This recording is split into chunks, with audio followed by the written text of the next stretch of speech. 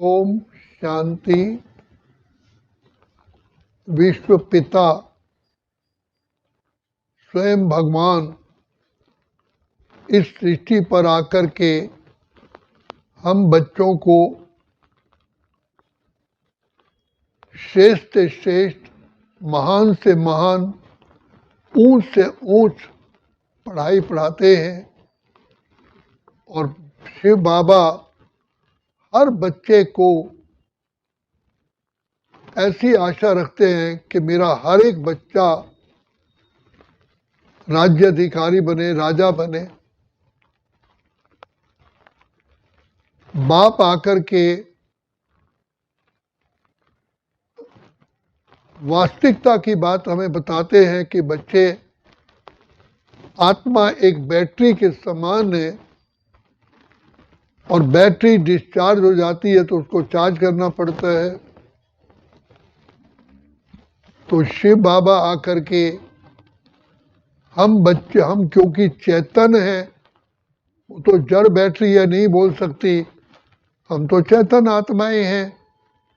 तो चेतन आत्माओं को बाप आकर के बार बार ज्ञान की भू भू करते हैं। कहते हैं बच्चे, तुम किस बाप के बच्चे हो? तो पहले बाबा आकर के हमें अपनी पहचान देते हैं कि तुम आत्माएं श्रेष्ठ से श्रेष्ठ, महान से महान, पूज्य से पूज्य आत्माएं हो, परमात्मा की संतान हो। बाबा बार बार हमें ध्यान खिंचवाते हैं कि बच्चे, शेर का बच्चा शेर होता है, तुम भगवान के बच्चे मास्टर भगवान हो। मैं तुमको अपने से भी ऊंच बनाने के लिए आया हूं। बच्चे, सिर्फ मेरी श्रीमत पर चलो। और सबसे पहली मत है अपने आप को सत्यता में टिकाओ कि मैं शुद्ध आत्मा हूं।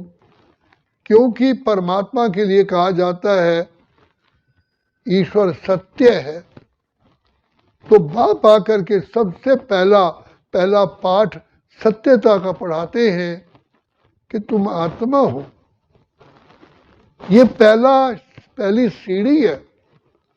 जिस आत्मा ने इस सीढ़ी पे को पार किया, इसी पहला लेसन को ही पक्का किया, उसके लिए दूसरा गेट खुल जाता है। क्योंकि सब लेसन्स में ये पहला फार्मूला यूज होता है। आध्यात्मिकता को आगे पाने के लिए, आध्यात्मिकता की शक्ति लाने के लिए पहला सबसे बड़ा कदम ही यही है। जैसे आप देखिए, बिजली की तार में करंट लेना है, जब तक उसका रबड़ ऊपर से, जिसको इंसुलेशन कहते हैं, जब तक अच्छी तरह नहीं छीलोगे, नहीं क्लीन करोगे और तार को भी टाइट अच्छी तरह नहीं करोगे, तब तक करंट कैसे जाएगा? This is the law of spirituality कि हमें आत्मिक स्मृति में रहने से ही तब ये बुद्धि का गेट खुलता है, नहीं तो बुद्धि का गेट क्लोज रहता है। और सबसे बड़ा है बुद्धि विवेक शक्ति, क्योंकि ज्ञान बुद्धि धारण करती है, मेमोरी बुद्धि में ही होती है। तो बाप बार बार कहते हैं बच्चे, अपने को आत्मा समझ करके प्यारे प्यारे प्यारे प्यारे अति मीठे बाप को याद करो। तो ये जैसे अल्ट्रा रेज से पढ़ने से क्लीन हो जाती हैं, डस्ट दूर हो जाती है, इसी प्रकार शिव बाबा की पवित्र याद से ही हम सभी आत्माओं की जो मैल है वो क्लीन हो जाती है। और ये एक लगन की अग्नि है। लगन एक आग है। जिनको लगन की अग्नि होती है वो हर समय, हर परिस्थिति में पार हो जाते हैं। तो इसलिए इसको योग अग्नि कहा जाता है।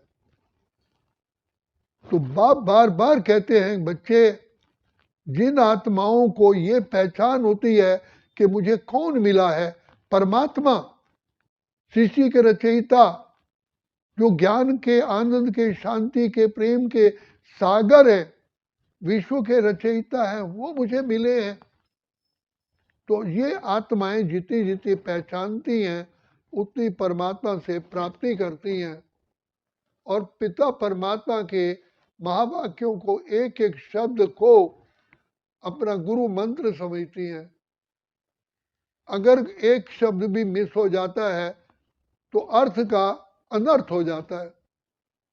तो जिन जिन आत्माओं को पिता परमात्मा से वरदान से झोली भरनी है, बहुत सिंसियरिटी से, एकाग्रता से, स्नेह से और गंभीरता से बाबा के महावाक्यों को सुनना पड़ता है और उनको चिंतन करना पड़ता है। क्योंकि जिस प्रकार आयुर्वेदिक में जो जितनी दवाई को पीसते हैं सूक्ष्म होती है, ऐसे होम्योपैथी में भी सूक्ष्म होती है, तब वो दवाई प्रभाव डालती है। तो ज्ञान की एक एक बात के सही अर्थ में जाने के लिए हमें ज्ञान का मनन चिंतन करना ये अति अति आवश्यक है, तब आत्मा शक्तिशाली होती है।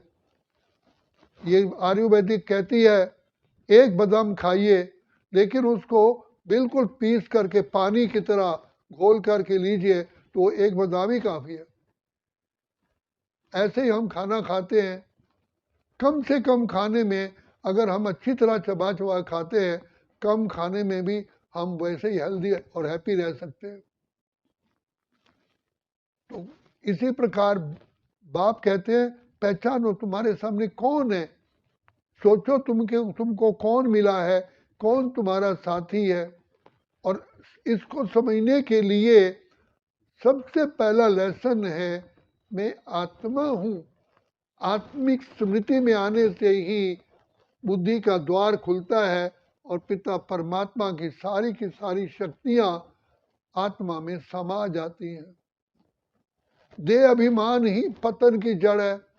सारी की सारी परेशानियां, सारे जो भी विकार हैं, सारी कमियां, आलस्य, अलबेलापन जो भी है वो देह अभिमान से पैदा होते हैं। पर चिंतन, पर दर्शन, पर मत, लगाव, झुकाव, कुछ भी है वो उसका मेन कारण है देह अभिमान। तो पिता श्री ब्रह्मा ने, मातेश्वरी माँ ने, दादियों ने इस आत्मिक स्मृति पर ही बहुत अटेंशन दिया और पिता श्री ब्रह्मा ने तो 14 वर्ष इसी एकांत की भट्टी में रखा, किसी बाहर वाले का दर्शन ही ना हो, इसी आत्मिक स्मृति में लिया। तब आत्माएं शक्तिशाली बनी, अपने शक्ति स्वरूप बनी। तो बाबा बार बार कहते हैं जैसे हम अपने कपड़े को धोते हैं, मैला होता है, फिर उसको साबुन और पानी लगा के फिर क्लीन करते हैं, इसी प्रकार बाबा हमको ज्ञान और योग के साथ साथ जो हम अन्न खाते हैं, अन्न की भी परहेज बताते हैं। क्योंकि अन्न जो तैयार करते हैं, भोजन बनाते हैं, उस बनाने वाले के भी स्थिति की वाइब्रेशन उसमें जाते हैं, सबसे बड़ी बात है। दूसरी बात, जब हम अन्न खाते हैं, अगर बाबा के प्यार में खो करके बाबा की याद में खाते हैं तो वो खाना खाया हुआ पदम गुना हमें लाभ देता है। तो बाबा के शब्द हैं, शिक्षा है कि अगर आप खाना बाबा की याद में नहीं खाते हो तो माया खा जाती है। क्योंकि जो व्यर्थ बातें हमारी बुद्धि में चलती हैं, वो व्यर्थ बातें हमारी सूक्ष्म में खाने के साथ मिक्स हो जाती हैं। तो ये एक सूक्ष्म पढ़ाई है, प्रभाव पड़ता है विचारों का। चलते हुए, खाते हुए, पीते हुए हम किन विचारों में चलते हैं उसका प्रभाव पड़ता है। तो बाबा कहते हैं ये बुद्धि का द्वार बच्चे आत्मिक स्मृति से खुलता है और बाप की याद से खुलता है। इसलिए इसको योग अग्नि कहा गया है।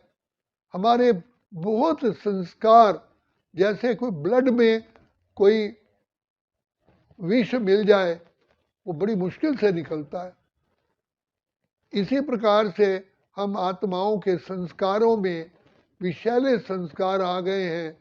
तो जो बहुत शिव बाबा की लगातार ईमानदारी से, वफादारी से, प्यार से, मोहब्बत से जो बाबा को याद करते हैं, तब उसमें से ये विषय विकारों का विष दूर हो जाता है, नहीं तो नहीं होता। इसीलिए कई बच्चे पढ़ाई पढ़ते पढ़ते उमंग उत्साह को क्यों खो बैठते हैं? क्योंकि पढ़ाई को सिंसियरिटी से, एकाग्रता से और जितनी वैल्यू देनी चाहिए उतना नहीं देते हैं। यही भगवान के शब्द हैं, भगवान के बोल हैं, यही हमारे लिए संजीवनी बूटी है, यही हमारे लिए गुरु मंत्र है, यही हमारे लिए अमृत धारा है, यही प्योर गंगा जल है, यही गंगा जल है जिससे आत्मा क्लीन और महान बन जाती है। तो बाबा कहते हैं बच्चे देखो, मैं बाप परम धाम से आता हूँ, कितनी आप लोगों ने धार्मिक पुस्तकें पढ़ी, कितने विद्वानों के सत्संग आपने अटेंड किए, क्या क्या नहीं किया, लेकिन उनका प्रभाव नहीं पड़ा, क्योंकि वो उनके उसमें वो ताकत नहीं थी शब्दों में। तो भगवान खुद आत्मिक स्मृति में टिक करके ही तो हमें बात करते हैं, जो आत्माओं के प्राणों तक चली जाती है।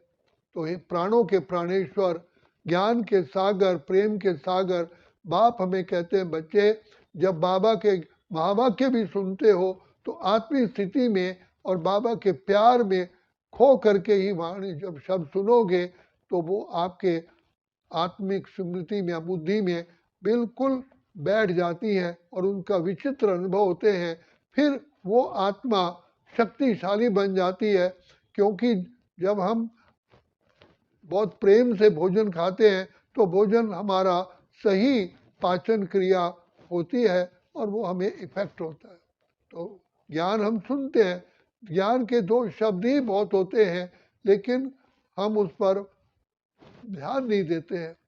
तो बाप हमें सारे विश्व का राज्य भाग देने के लिए आया, और वो भी सारे कल्प के लिए हमें खुशियों का झूला झुलाने आया है। तो ये पढ़ाई इतनी महान है, इतनी श्रेष्ठ है, इतनी दिव्य है कि ये जिसको कहा गया कि ये भगवान के दिए हुए अस्त्र हैं। पांडवों को कहा भगवान ने कि ये आपको इंद्र के वस्त्र अस्त्र लाने पड़ेंगे, जब तक इंद्र के अस्त्र नहीं लाओगे तब तक आप विजयी नहीं बन सकते। तो ये इंद्र कौन है? वास्तव में शिव बाबा ही इंद्र है, जो ज्ञान की वर्षा करते हैं। तो इंद्र, उन्होंने वो देवताओं का हेड समझ लिया, लेकिन स्वयं भगवान देवताओं के भी रचयिता आकर के हमें शिक्षा देते हैं। इसलिए बाबा के जो, जिसको महावाक्य कहो, जिसको मुरली कहो, जो बाबा का दिया हुआ ज्ञान है, ये हमारे लिए, आत्मा के लिए प्राण है, जिससे आत्मा को जागृति आती है और सदा काल के लिए आत्मा निर्विघ्न और सदा विजयी माला का मन का बनती है। अच्छा, ओम शांति, ओम शांति, ओम शांति।